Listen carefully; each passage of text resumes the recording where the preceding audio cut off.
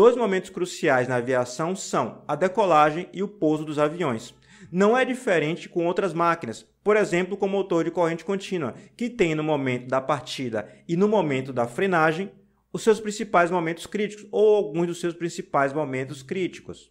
Veremos na aula de hoje as teorias relacionadas às técnicas de partidas e frenagens. Falei no plural, afinal de contas, mais de uma das técnicas que veremos para a partida e mais de uma técnica veremos também para a frenagem.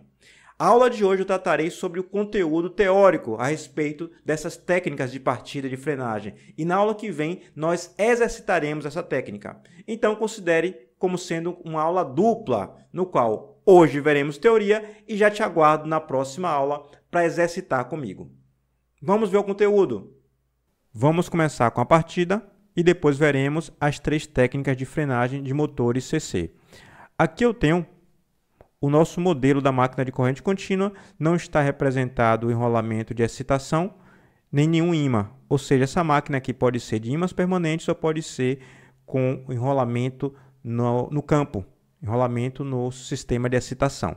A gente está tratando da partida. A partida, ela ocorre, ou melhor, o instante que eu quero tratar da partida é o instante imediatamente após a máquina ser ligada, no qual a velocidade do rotor ainda é zero. A máquina ainda está com o rotor parado, começando a girar. A gente bem sabe que com velocidade zero, a gente tem a tensão induzida que vai ser Ka, Φf, ômega Rm, fluxo de campo e velocidade do rotor. Sendo a velocidade do rotor igual a zero, a tensão induzida interna vai ser igual a zero. Ou seja, eu tenho um EA aqui igual a 0 volt. Nesse caso específico, a corrente que entra a corrente na partida, nesse instante específico, vou chamar de IAP. Esse P aqui é para fazer referência à partida. A corrente de partida vai ser VA menos EA sobre RA, sendo que o EA é igual a zero. Essa equação eu tirei aqui da própria análise da lei de Kirchhoff, das tensões, né? VA sobre RA. E vimos já em algumas aulas prévias que a resistência de armadura é bem baixa. E tem que ser, afinal de contas, você não quer que uma máquina tenha baixa eficiência, que ela fique perdendo potência através do efeito do Joule no condutor. Você quer que a potência chegue à carga. Então você tem aqui uma corrente muito alta no instante da partida. Tudo isso porque você não tem força contra a eletromotriz, tensão induzida no enrolamento da armadura. Eu quero que você bote isso na cabeça e que você aprenda, porque no final das contas esse é o mesmo efeito que faz com que a corrente de partida seja elevada também nas máquinas de corrente alternada. O fato de que no instante da partida não há força contra a eletromotriz, não há tensão induzida no enrolamento da máquina. No caso, enrolamentos que terão outros nomes lá nas outras máquinas. Aqui, a gente chama esse enrolamento de armadura. Então, a resistência é baixa, não há força contra a eletromotriz, portanto, a corrente de partida é bastante elevada. Essa partida no qual você liga a tensão nominal da máquina diretamente nos terminais, aqui eu estou partindo do pressuposto que a gente botou a tensão nominal, aqui o fabricante disse que é nominal, essa é chamada partida direta. Partida direta. Da mesma forma, nas máquinas de corrente alternada, toda vez que você liga a máquina com a tensão nominal, com ela parada, significa dizer que está fazendo a partida direta. Essa partida direta, portanto, tem uma corrente de partida elevada. E esse problema, essa corrente de partida elevada pode ser um problema. Afinal de contas, você pode acabar causando algum tipo de dano à rede elétrica que alimenta essa máquina, esse motor, ou então a fonte de tensão que está alimentando esse motor. Um outro problema que você pode ter é, se essa máquina precisar partir de forma repetida em intervalos curtos de tempo, você pode ter sobreaquecimento do enrolamento de armadura. Note, você parte com a corrente elevada, RA e AP ao quadrado, fica elevado. Na verdade, você vai ver que daqui a pouco o IAP ele é rápido, ele pode acontecer de forma bem rápida. Mas, de qualquer forma, há uma dissipação maior de calor aqui na resistência da armadura, da fiação da armadura, dos condutores da armadura. Isso significa dizer que você fica ligando, desligando a máquina o tempo inteiro, não dá tempo de resfriar a máquina. É necessário que você parta, desligue a máquina e resfrie ela durante algum tempo. Ou se você tiver de fazer 2, 3 partidas consecutivas, que você dê um tempo para resfriá-la. Aí vem um porém. A pergunta que eu lhe faço agora e que eu quero que você pense. Se você botar uma carga leve, imagine que você pegou esse eixo aqui e colocou algodão doce no eixo, ou seja, uma carga bem leve. E imagine também agora um outro cenário, que você pegou a mesma máquina e colocou uma carga pesada. Você colocou uma carga pesada, uma bomba que tem de partir com um fluido bem denso, ou seja, uma carga pesada. Me diga aí, o valor da corrente de partida é maior com algodão doce no eixo ou com a bomba no eixo? A resposta está aqui de cara, não faz a menor diferença para o valor da corrente de partida se você tem algodão doce ou uma bomba, ou se você tem qualquer tipo de carga aqui acoplado. O que faz diferença é que a velocidade é igual a zero e a força contra a eletromotriz, a tensão induzida, é igual a zero e o valor de AP é sempre o mesmo. Então, faz alguma diferença ou não faz o tipo de carga durante a partida? Faz. E a gente vai ver isso aqui agora. Durante a partida, olha só que eu usei a palavra durante, ou seja, não é mais instantâneo. Você tem, no instante da partida, o valor de AP, esse aqui. Mas quando você tem uma carga leve, a máquina acelera rápido. Se ela acelera rápido, a velocidade vai aumentando rapidamente. E se a velocidade aumenta rapidamente, logo surge um valor significativo de força contra a eletromotriz. Esse EA deixa de ser igual a zero, VA menos EA vai diminuindo e, portanto, a corrente vai baixando. Se a carga é leve, que é o caso dessa curva roxa, significa dizer que a máquina vai acelerar rápido e, portanto, com o passar do tempo, a velocidade vai atingir logo o valor em regime permanente. Supondo aqui que seja a carga nominal, a velocidade nominal quando vai ser nessa região aqui.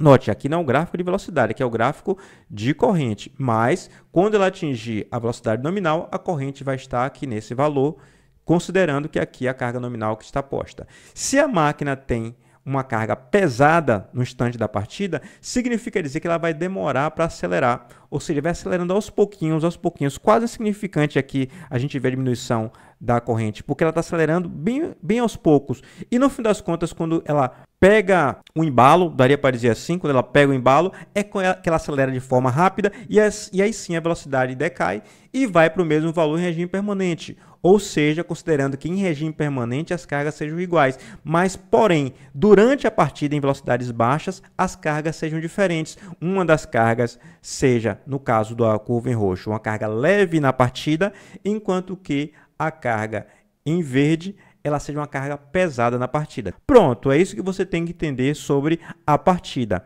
Mas, além do problema, a gente tem que tentar encontrar alguma solução, né? Se isso é um problema, então como é que se faz para partir a máquina sem que esse problema exista? É você fazer a alimentação com uma fonte de tensão cujo valor da tensão de armadura seja controlável. Ou seja, você parte com VA de 0 volts. Vou botar aqui a unidade, ó. 0 volt, não, tirar a unidade, deixa aqui, eu estou falando, então é suficiente. 0 volt e vai aumentando até a tensão atingir o valor nominal. Note, quando você vai aumentando a tensão de 0 até o valor nominal, na máquina de corrente contínua você chama isso de partida suave, o chamado soft starter.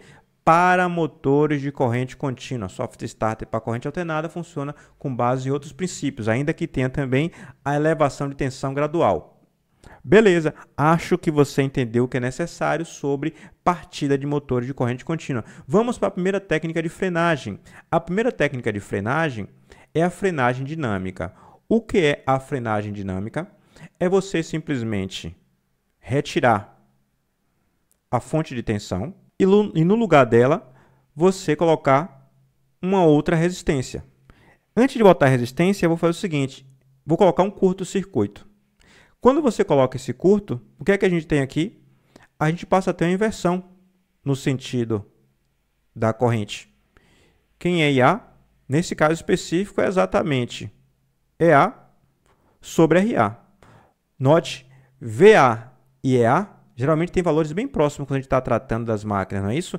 Então, quando você aplica esse tipo de técnica, que a gente chama de frenagem dinâmica, com um curto-circuito, a corrente de armadura vai lá para cima, vai ser um valor equivalente àquele valor de pico da partida. Afinal de contas, EA tem valor próximo de VA durante a operação normal da máquina, que é quando você começou a frenagem. Então, o que se faz na realidade é colocar aqui, ó, uma resistência adicional, Rx. Então, você tem aqui, ó, um Rx, que é uma resistência que existe exclusivamente para você diminuir a corrente durante a partida. Essa frenagem é tipicamente utilizada como frenagem de emergência. Por que motivo? Ela é abrupta. Você tirar uma fonte de tensão e colocar um resistor no lugar, resistência não é a palavra, né? Resistor é dispositivo físico. A resistência é aqui no modelo. No mundo prático, é um resistor que é posto no lugar. É uma tarefa que exige algum sistema de comandos elétricos, e também exige que toda energia mecânica da carga se transforme em energia elétrica para ser desperdiçada aqui nessa resistência. Ou seja, você pega a energia mecânica e transforma em energia elétrica. A máquina opera, portanto, durante a frenagem dinâmica como gerador. Por isso, a ênfase da necessidade da aula anterior. Mas ela pega a energia e desperdiça, joga fora. Faz parte nos momentos de frenagem de urgência, de emergência, você utiliza a frenagem dinâmica. Outra técnica possível é a frenagem por inversão dos terminais. O que é que você tem que fazer na frenagem por inversão dos terminais? Você deve trocar a polaridade da fonte. E como é que troca a polaridade da fonte? Você simplesmente, no modelo, faz isso aqui. Na prática, você tem que ter também os sistemas de comandos elétricos para poder fazer a inversão da fonte. A fonte, que por exemplo é essa aqui, e ela estava ligada assim no começo, quando você faz a inversão, você faz isso aqui, né? E você tem que ter um sistema de comando para poder fazer isso. Mas feita a inversão, vamos ver a consequência disso aqui. Vou tratar a corrente dessa forma. Então, vou começar por aqui, ó. Menos VA, lei de Kirchhoff das tensões, menos EA, mais RA e A é igual a zero. A corrente, portanto, vai ser VA mais EA sobre RA. Piorou a situação. Se antes eu tinha apenas EA sobre RA, tive de botar uma resistência para diminuir a corrente, agora ainda somo a própria tensão terminal. Como EA e VA têm valores próximos durante a operação no modo motor, também no modo gerador, mas aqui estamos tratando do modo motor. VA é um pouco maior do que EA apenas, eu tenho quase o dobro de VA aqui, ó, quase o dobro da corrente anterior. Aqui eu também preciso adicionar uma resistência. Ou seja, esse menos aqui, ó, vem para cá. Pronto. Aqui eu também adiciono uma resistência Rx, ou seja, eu devo adicionar uma resistência ou adicionar fisicamente um resistor e inverter ainda a polaridade. Então, aqui, em vez de somente RA, eu passo a ter RA mais Rx e aqui eu passo a ter RA mais Rx. Essa resistência Rx também está aqui para limitar a corrente durante a frenagem, chamada frenagem por inversão dos terminais. Outro nome que às vezes se dá para frenagem por inversão dos terminais é plug-in, quando se troca a polaridade. O plug-in também é um nome utilizado quando você faz na máquina de corrente alternada a troca de dois condutores do enrolamento trifásico, que também faz a frenagem da máquina de corrente alternada. Veremos isso no futuro.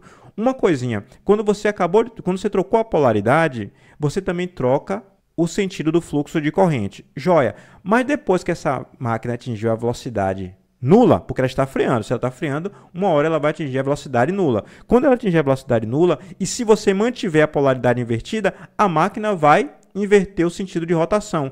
Então, para que isso aqui seja uma frenagem, quando a máquina estiver próximo da velocidade nula, você deve desligar a fonte. Ou seja, faz a adição do resistor com a resistência Rx, faz a inversão da polaridade.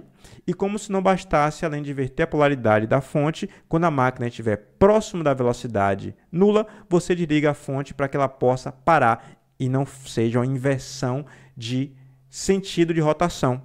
Coisa que você pode querer também fazer usando a inversão de polaridade. A última técnica de frenagem a ser tratada aqui é a frenagem regenerativa, que já te lembra, pela palavra regenerativa, a ideia de reaproveitamento de energia. E é isso mesmo. Nesse caso específico, vou desenhar aqui uma fonte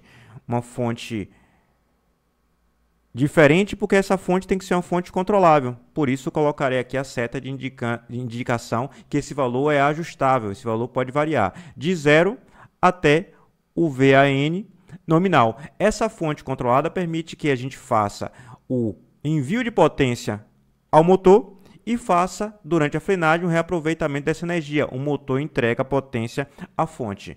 Você lembrou já da ideia, provavelmente com a palavra regenerativa e com a entrega de energia do motor à fonte? O carro elétrico, ele quando freia, geralmente faz o acúmulo da energia elétrica fornecida pelo processo de frenagem para o banco de baterias, e depois você aproveita essa energia do banco de baterias na hora da máquina, ou no caso na hora do automóvel ter de se mover como motor, né? Motorizando, melhor dizendo. Como a gente consegue fazer isso aí?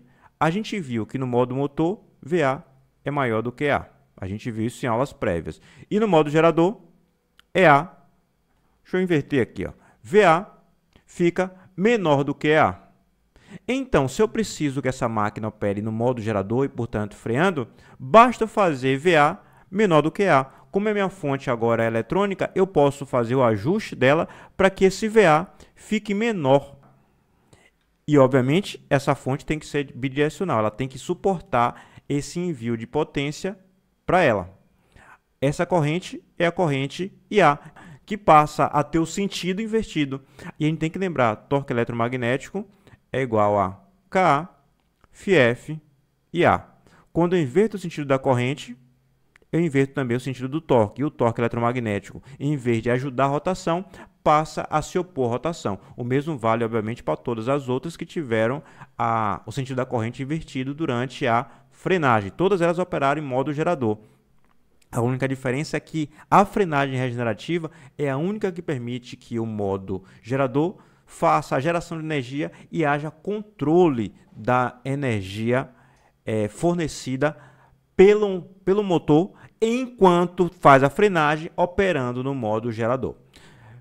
A gente deve ter em mente que os automóveis elétricos de hoje e também os elevadores que freiam com frequência são dois dispositivos que usam frenagem regenerativa, eles usam motores de corrente alternada e não a máquina de corrente contínua. Entender o princípio de frenagem regenerativa aqui, na máquina de corrente contínua, no motor de corrente contínua, ajuda a entender também quando a gente tratar de motores de corrente alternada. Mas o habitual não vai ser você encontrar na vida profissional a frenagem regenerativa no motor de corrente contínua, e sim dos motores de corrente alternada. De vez em quando você vai ver a frenagem regenerativa, talvez nos servomotores de corrente contínua, que ainda são bastante utilizados. É isso que eu tinha para a aula de hoje. Aguardo você na próxima aula, no qual faremos exercício, no qual exercitaremos essas teorias que vimos hoje. Até breve!